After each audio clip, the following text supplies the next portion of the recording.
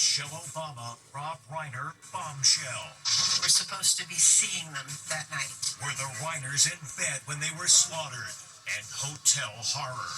What the Maine reportedly found inside son Nick Reiner's hotel room.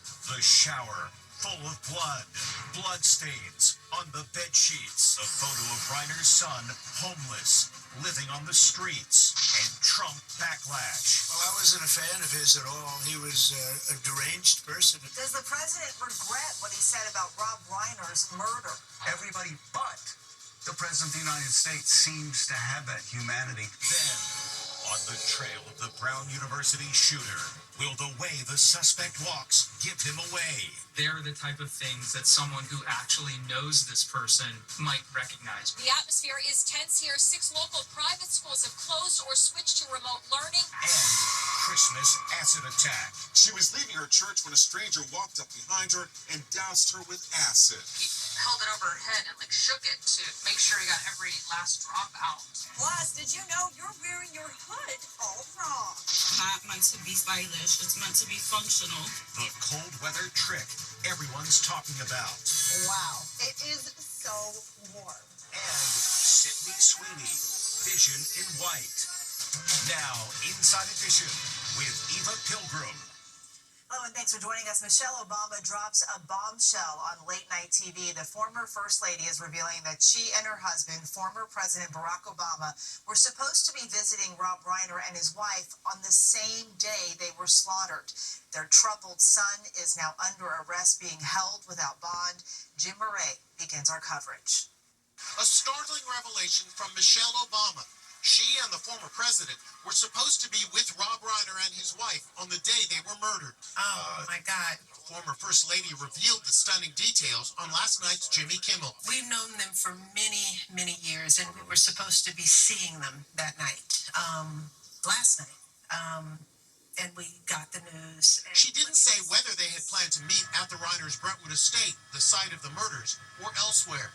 Hours earlier, Rob, Michelle, and their son Nick attended a lavish holiday party here at Conan O'Brien's home in the Pacific Palisades. According to a report, Nick was acting crazy and running around Conan's party asking if people were famous, and a loud argument broke out between father and son.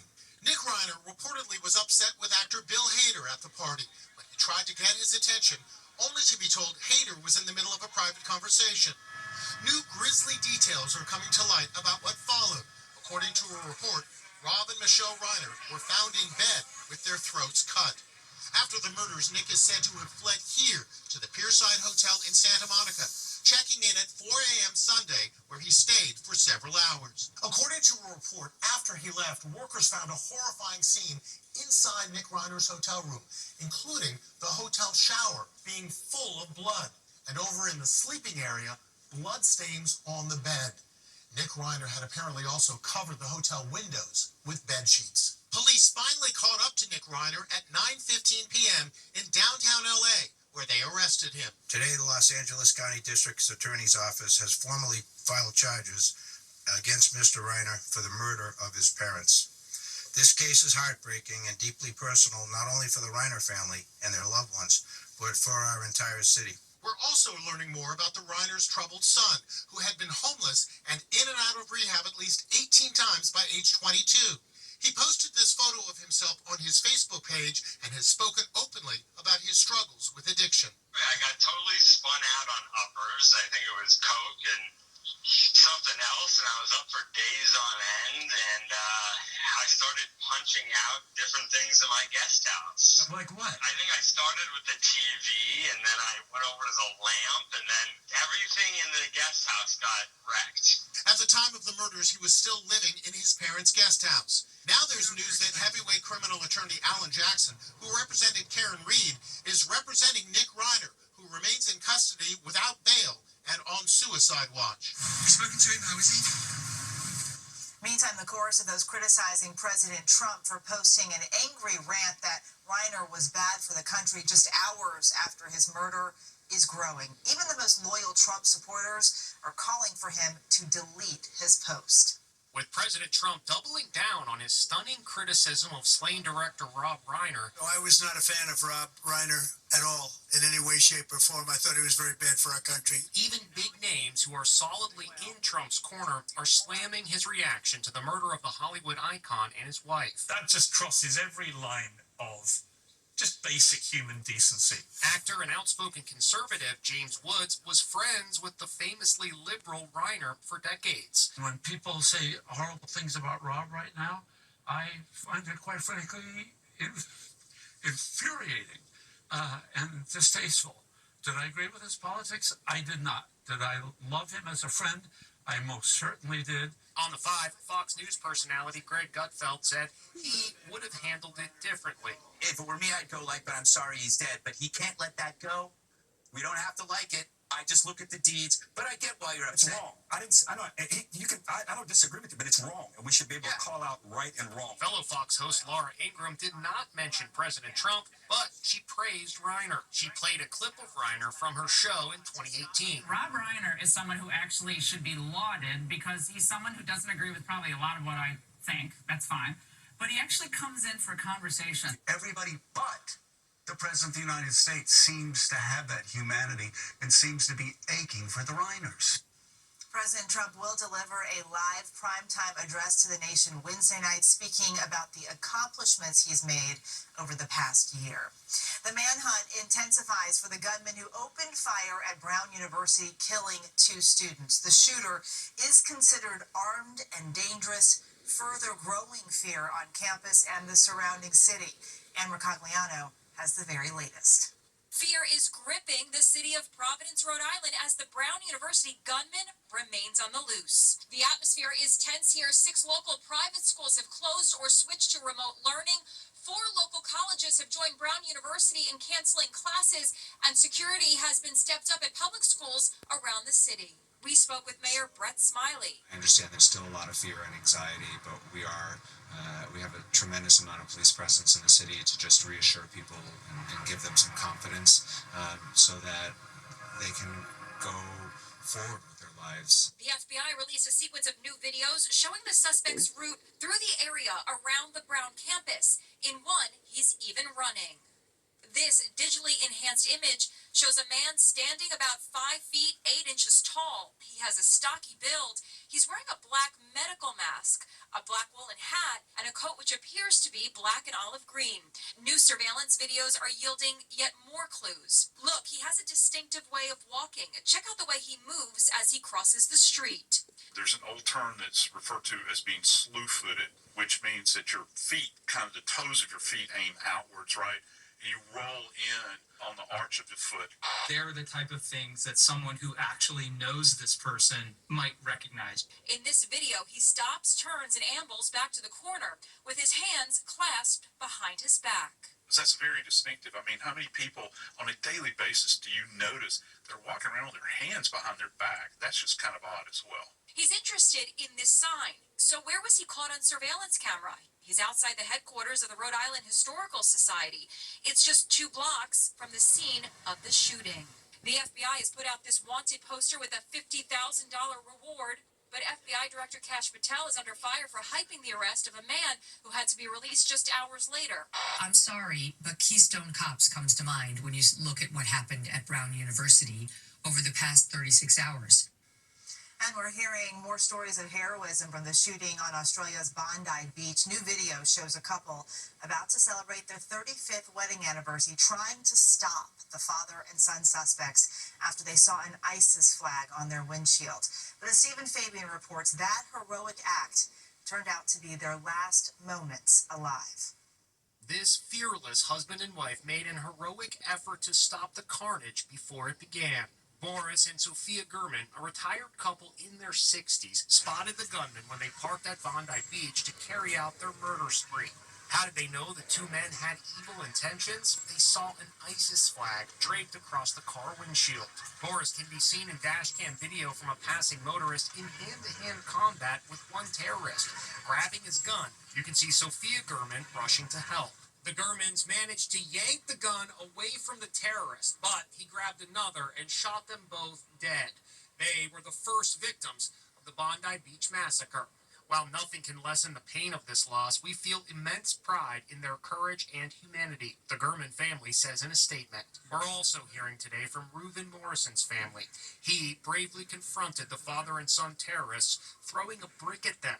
Morrison was shot and bled out at the scene. His heartbroken daughter says he added so much light into the world, there was no human on earth you could compare him to. And the mothers who shielded their children are also being hailed today. One brave mom comforts her child as the shooter stalks his victims just a few feet away. Her voice remarkably calm, despite the screams all around them. Another young woman struggles to keep her child's head down, and this mom describes the effort it took to keep her baby safe. I just put my body over him to shield him and protect him, and I was trying not to suffocate him. Terror no one should have to endure. And there's, of course, the hero who wrestled a gun away from one of the shooters. Australia's Prime Minister visiting that humble fruit stand vendor in the hospital. A GoFundMe for him has raised more than $2.3 million. You see them everywhere. People trying to stay warm in jackets with fur-trimmed hoods. But did you know there's a right way to wear those coats that will help keep you extra toasty? Allison Hall with the winter weather hack you need to know. This may come as a surprise to you, but there's a good chance you're wearing the hood on your winter coat all wrong. It's the trick that could change your life, and it's sweeping social media. It started when this woman posted the hat trick on TikTok. Guys, you're wearing your coat wrong. Please stop wearing it like this. This is not meant to be stylish. It's meant to be functional. You're supposed to fold it in like this, and it covers your ears and it blocks air. You zip your coat all the way to the top, and it blocks air from coming in, and you stay so much warmer. Jessica Alzamora is from the Windy City, Chicago, so it makes sense that she's trying to keep extra warm. Within 24 hours of posting the video, it had more than 5 million views. You have to tuck this inside to keep the air from coming in. And it keeps you way warmer. All of these people are saying that you have changed their lives. Could you believe the reaction? No, I was gonna delete it. So just remember, when you're wearing your hood, tuck the fur trim under just like this. Then zip all the way up or close the clasp. And wow, it is so warm. My mind is blown, and your ears will thank you. Next, Christmas acid attack. She was leaving her church when a stranger walked up behind her and doused her with acid. He held it over her head and shook it to make sure he got every last drop out. And Sydney Sweeney, Vision in White. Inside Edition with Eva Pilgrim will be right back. She just left church and was walking through a park when the unthinkable happened. A crazed man threw acid right on her face. Les Trent has the horrific story. This woman's face is completely swaddled in bandages after she was doused with acid. She's not going to look the exact same ever again. And that is hard for her to accept right now. Ashley Wazalewski was leaving a children's Christmas program at church in Savannah, Georgia. She was heading home and decided to walk through an historic city park. Suddenly, a complete stranger walked up behind her and poured acid over her head. He didn't just toss it at her. He held it over her head and shook it to, make sure he got every last drop out. The pain was so intense, and she looked down and her pants were burning off of her body.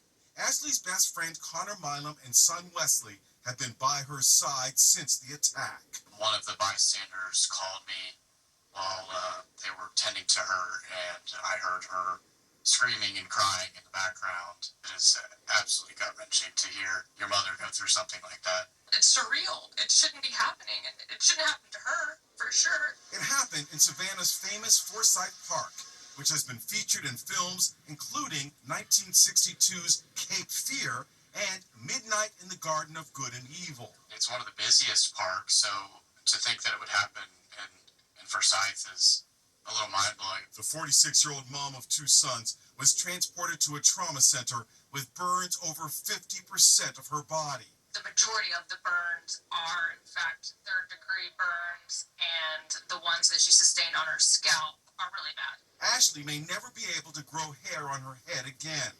Now this mom struggles to heal as her family seeks justice. All she wants is for this person to be caught so that people are safe. Right now, they're not. Authorities have not identified a suspect in that attack, but the mayor says they are investigating with the highest urgency. Still to come, Sydney Sweeney, Vision in White.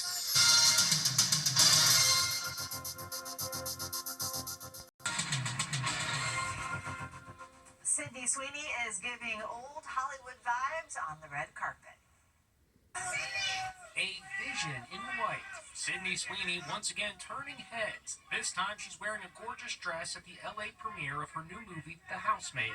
Sydney's vintage vibe is drawing comparisons to Marilyn Monroe's iconic plunging V-line gown in the movie The 7-Year Itch. Isn't it delicious? Joined on the red carpet by co-star turned bestie Amanda Seyfried, Sydney also posed for selfies with some lucky fans. What a dress. And Donald Trump Jr. has some big news for the holidays. She said yes, so. Yep, he's getting married to girlfriend Bettina Anderson. They've been dating for just over a year and broke the news at the White House with help from a beaming President Trump.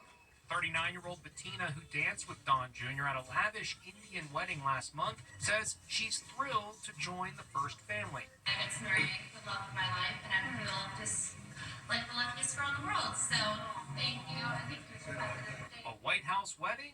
Could be. Congratulations. Now, Allison Hall, today's Inside Deals. Allison? Finally today, how cute is this? This little elf is so excited to see her parents in the audience, she nearly falls over. Oops. She plays it cool, makes her own dance moves, and just can't resist waving to mom and dad. And this adorable girl spots her mom in the audience and can't focus on anything else. There's nothing Mom loves more. So precious. We will see you guys next time.